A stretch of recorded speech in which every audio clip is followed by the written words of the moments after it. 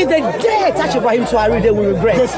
We are ready to go and fight the Burkina army. Africa, as a continent, has had its fair share of leaders over the years, some elected presidents, some dictators, and some who entered power as the military. While some leaders have been controversial and hated by its citizens, there are some who are well loved. In this video, let's look at the 10 acting most loved presidents in Africa. At number 10, we have Joseph Bakai, Liberia's president. Liberia, a small West African country with a big history, has been through more than its fair share of turmoil. From brutal civil wars to the devastation of Ebola, Liberia's road to recovery has been long and winding. For years, Liberians placed their hopes in football legend turned president George Weah, whose charisma and populist appeal brought him to power in 2018. But after 6 years, many were disillusioned. Infrastructure still lagged, corruption allegations hovered, and for a country so rich in natural resources like rubber and iron ore, the poverty levels were staggering. So they sought a new leader and voted in Joseph Numa Bakai. When he was sworn in as president on January 22, 2024, at the age of 79, many wondered if the octogenarian had the energy and ideas needed to turn the nation around. But those who knew Bakai remembered his quiet resilience. Former vice president under Africa's first elected female president, Ellen Johnson Sirleaf, Bakai had seen the machine from the inside. He knew the levers of government, but more importantly, he had spent his life outside of it, working among the people, literally. During the campaign, stories circulated of Bakai financing and personally supervising the construction of a 7-mile rural road near Wasonga in Lofa County, using his own money and hand. What really captured the hearts of Liberians, though, was his unwavering anti-corruption stance. He framed his presidency not as a career move, but as a mission to rescue Liberia's soul, and so far he's making waves. One of his boldest achievements came during the 2025 Africa Energy Summit, where he signed the Liberia Energy Compact. Liberia secured $1.5 billion in energy investment, with $800 million immediately channeled into the expansion of a hydro project. The vision is to increase national electricity coverage from a dismal 32.7% to a 75% by 2030. This would change lives for millions, allowing schools, clinics, and businesses to function reliably. At number 9, we have Kais Saied. When he first stepped onto the political stage in Tunisia, most people didn't quite know what to make of him. He wasn't a career politician, he had no party machine behind him, just a sharp mind, a quiet voice, and an ironclad belief in constitutional law. A law professor by trade, Said captured the imagination of Tunisia's youth after the Arab Spring fizzled into gridlock and economic despair. Since coming into office in 2019, Said has become one of the most polarizing yet beloved figures in North Africa. His clean image and soft-spoken manner struck a chord in a region weary of strongmen and oligarchs. He presented himself as a break from the past, a man of principle, modesty, and unshakable resolve. He proved that resolve in 2021 when, facing a political deadlock, his controversially suspended parliament and dismissed the prime minister. Critics called it a coup. Supporters saw it as a necessary purge. What nobody could deny was that he shocked the Tunisian political establishment to its core. But Said didn't stop there. He went on to rewrite parts of the constitution and consolidate executive power. He has since also sacked other ministers and prime ministers when he felt they were not performing. Despite the controversy, Said remains immensely popular among large swaths of Tunisians, especially the working class and youth, because he's focused on the things that matter to them: jobs, economic dignity, and national pride. His 2025 economic strategy has leaned heavily into solar energy and tech innovation. Tunisia, blessed with Mediterranean Sea and a tech-savvy youth population, has the potential to become a green energy exporter and tech hub. Said has pushed from homegrown startups, revamped vocational education, and encouraged local manufacturing to reduce dependence on foreign imports. Still, not everything is rosy. The economy is still under strain, but for now, his support base is holding strong, because to them, Said isn't just a president, he's a guardian of the revolution they started in 2011. At number 8, we have Jao Lorenzo. Angola's political landscape was long dominated by one man, José Eduardo dos Santos. For 38 years, he ruled with a mix of tight control, patronage, and massive oil wealth. But when Jao Lorenzo came to power in 2017, many assumed it would just be a continuation of the same system under a new name. They were wrong. Lorenzo, a former defensive minister and the MPLA stalwart, wasted no time making his mark. Within his Angolan's first year, he launched an anti-corruption drive that stunned the country. The once untouchable Dos Santos family suddenly found themselves under investigation. Angola's richest woman, Isabel Dos Santos, daughter of the former president, was accused of siphoning billions and went after those who had long operated above the law. Investigations. Lorenzo froze assets open to many Angolans who had lived under a system where the elite grew richer while the poor stayed trapped in poverty. This was revolutionary. For once, there was accountability. For once, the state seemed to belong to the people again. But it didn't stop at corruption. Recognizing the dangers of oil dependency, Angola's economy had been battered by falling prices. Lorenzo began diversifying the economy. He invested in agriculture, tourism, and manufacturing. He opened doors for foreign investors, improved the business climate, and upgraded national infrastructure. His efforts are slow but visible. New roads, modernized ports, and digital government reforms are starting to bear fruit. In 2022, he won re-election, albeit narrowly, proving that while he has critics, his support remains solid. Angolans admire Lorenzo for being a leader who doesn't just talk, he acts. Even if reforms are slow, they are real. Internationally, he's earned praise too. Angola is rebranding from a closed petrostate to a more open, reform-oriented economy.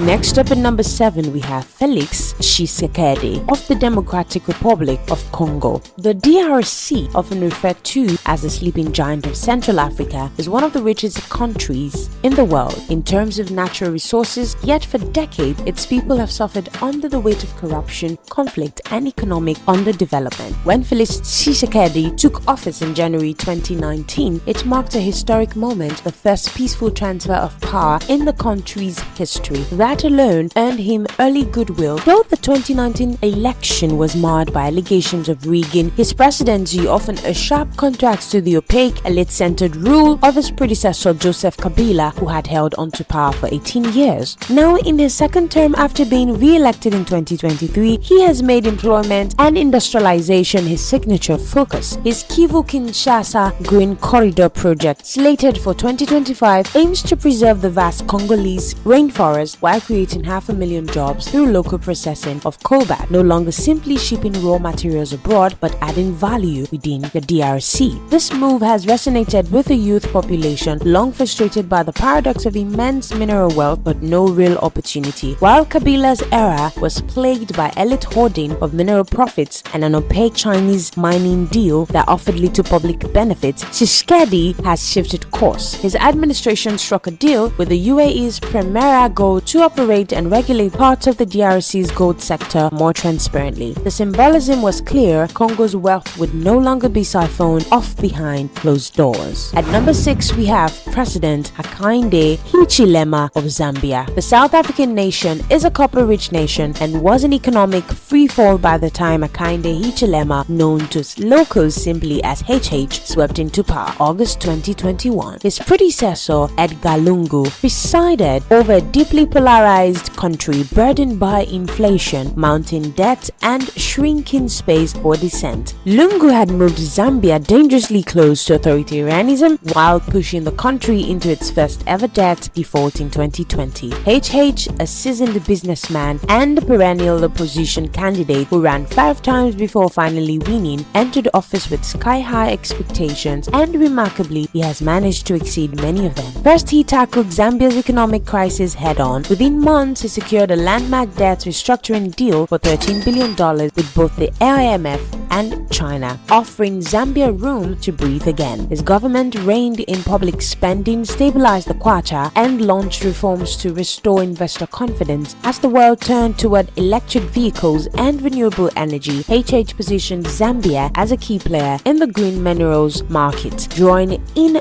new mining investments. HH's promotion of gender equality, including appointing Zambia's first female Speaker of Parliament, further made him loved across the country. He even won admiration across Africa when, as the African Union's cholera champion, he led a continent-wide initiative to tackle the disease that disproportionately affects African nations. At number 5, we have President Cyril Ramaphosa of South Africa, the continent's most industrialized and politically influential country. South Africa has seen its share of highs and lows since the end of apartheid, when Cyril Ramaphosa stepped into office office in February 2018, following the deeply scandalous presidency of Jacob Zuma, many South Africans breathed a collective sigh of relief. Ramaphosa, a former anti-apartheid icon, trade unionist, and successful businessman, was seen as the last hope to restore dignity and function to the presidency. He won elections in 2019 and again in 2024, navigating the political landscape plagued by corruption, inequality, and power struggles within the ANC itself. His leadership style is often described but principled, a stark departure from Zuma's chaotic tenure. One of his most important achievements has been re-establishing South Africa's global standing under his watch, has reasserted itself on the international stage. Compared to Zuma, whose presidency was marred by Gupta-linked scandals, dodgy tenders, and economic mismanagement, Ramaphosa seems like a man trying to repair a house gutted by fire. The damage was deep and change has been slow, but the public, especially among the educated middle class, sees his efforts as sincere. At number 4, we have Samia Suluhu Hassan of Tanzania. The country is nestled in East Africa and is famed for its breathtaking landscapes from Mount Kilimanjaro to the Zanzibar coast, and has undergone a quiet revolution under the leadership of Samia Suluhu Hassan. When she took office in March 2021, following the sudden death of President John Magufuli, few knew what to expect. As the first woman to lead the nation, many assumed she would simply hold the fort. Instead, she transformed the country's political climate, revived its economy, and emerged as a continental trailblazer. Samia came into power during a difficult time. Magufuli had centralized authority to an extreme and denied the existence of COVID-19, isolating Tanzania internationally. Samia immediately reversed that course, acknowledging the pandemic, working with international partners, and reopening civic space. She lifted bans on opposition rallies, restored media freedoms, and made it clear that her presidency would be one of dialogue, not repression. Her economic policies have also delivered tangible results. Under her leadership, Tanzania's GDP surged from $69.7 billion in 2021 to over $85 billion by 2023. She modernized Tanzania's rail network, connecting Dar es Salaam to the interior via the Isaka corridor. The project is expected to create thousands of jobs and improve trade efficiency across the region. Her administration has also channeled resources into agriculture, providing subsidies, credits, and support to smallholder farmers to increase productivity. But it's her push on education and gender equality that has perhaps won her the most admiration. Through the National Girls Education Initiative, Samia's government has tackled the gender gap head-on. She has received various international awards for her good works. Next up at number 3, we have President John Dramani Mahama of Ghana. The West African country is often seen as a beacon of democracy and stability, and has found itself once again under the leadership of John Dramani Mahama, a man whose political journey has been nothing short of dramatic. First taking office in 2012 after the sudden death of President John Atta Mills, Mahama won his first full term later that year, lost in 2016, and then staged a remarkable comeback by winning the 2024 elections. His return in 2025 January marked a political renaissance, rekindling public optimism and rewriting his legacy in real time. Mahama is so loved because he's a president who listens and learns. His first tenure was marked by an ambitious infrastructure drive, including roads, hospitals, schools, and energy projects. While critics hammered him for dumpster, the rolling blackouts that plagued Ghana for years, others pointed out that his government was the first to actually confront the energy crisis with bold investments in generation capacity. Under Mahama, Ridge Hospital in Accra was expanded, rural electrification surged, and the Eastern Corridor roads finally received attention after decades of neglect. But what truly separates Mahama from his rivals, especially his immediate predecessor Nana Akufo-Addo, is his connection with the people. Mahama's messaging always circles back to equity, progress, and Pan-African dignity. Socially, Mahama's policies remain pro-poor. He was one of the first African leaders to introduce free school uniforms and eliminate school fees in selected public schools, moves that resonated deeply with rural families. In his 2025 term, he's emphasizing job creation and governance reforms, targeting bloated bureaucracies and corruption scandals that haunted Akufo Akufo-Addo's administration. At number 2, we have President Paul Kagame of Rwanda. No conversation about admired African leaders is complete without mentioning Paul Kagame. Rwanda, once the face of unthinkable tragedy during the 1994 genocide, is now often cited as a poster child for African progress, and Kagame is at the center of that transformation, taking de facto control of the country after the genocide and becoming a president in 2000. Kagame has ruled with an iron grip but also with an undeniably effective vision. The country he inherited was broken in every sense, politically, economically, and socially, but Kagame didn't flinch. With limited resources and even less trust among citizens, he laid the groundwork for a recovery most believed was impossible. Fast forward to 2025 and Rwanda boasts one of the fastest growing economies in Africa, with tech hubs, smart cities, and a green economy agenda that outspaces even some Western nations. Kagame's government has built a reputation for efficiency and low corruption, an anomaly on the continent. From digitizing public services to pioneering AI-driven healthcare, Rwanda under Kagame earned the nickname the Singapore of Africa. One of his most loved contributions is environmental stewardship. Kigali, the capital, is regularly cited as Africa's cleanest city. This is no accident. Under Kagame, the government banned plastic bags in 2008 and implemented Umuganda, a monthly national cleanup day where citizens participate in public works. It's not just about cleanliness, it's a civic ritual that instills pride and solidarity. Kagame is also a key player on the international stage as chair of the Smart African Alliance and a respected African Union reformer. His influence extends far beyond Rwanda. In 2025, he continues to push for Pan-African data sovereignty and green technology adoption, ambitious agendas that align with the continent's long-term goals. Ask the average Rwandan if they want a new president, and the answer often is, why fix what isn't broken? For many, Kagame represents not just leadership but survival, discipline, and hope for a future that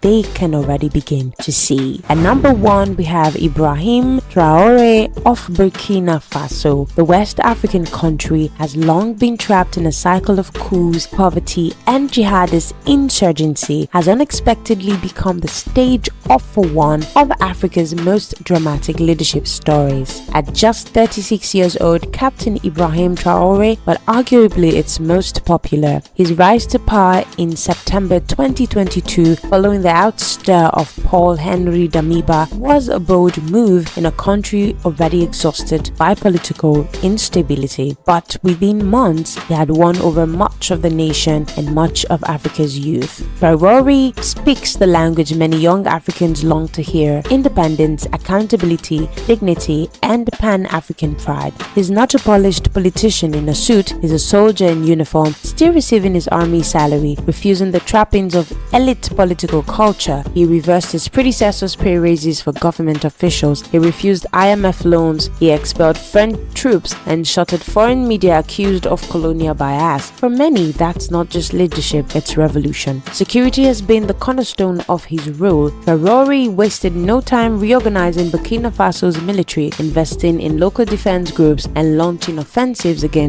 jihadist groups that had rendered huge swathes of the country ungovernable. The contracts with Roch, Mark Christian Kabore's government, which failed to contain the insurgency, couldn't be more striking. But it's not just war rhetoric. Traore is also building. His ambitious plan to pave 5,000 kilometers of road, more than what Burkina Faso had managed in 60 years, has begun. With no foreign contractors, the country imported machinery from Ghana, trained thousands of young people, and got to work. Traore has also launched new agricultural investments, built an airport, and opened a center for artisanal cotton processing, all with the goal of reindustrializing Burkina Faso from the ground up. His average draws on Dono technique, a local construction method emphasizing affordable, sustainable materials, proof that innovation doesn't always have to come from the West. public support is overwhelming. At President Mahama's inauguration in January 2025, Traoré reportedly received the loudest applause among all 21 African leaders present. In Burkina Faso, recent surveys show 66% approval for military rule, up from just 24% a decade ago.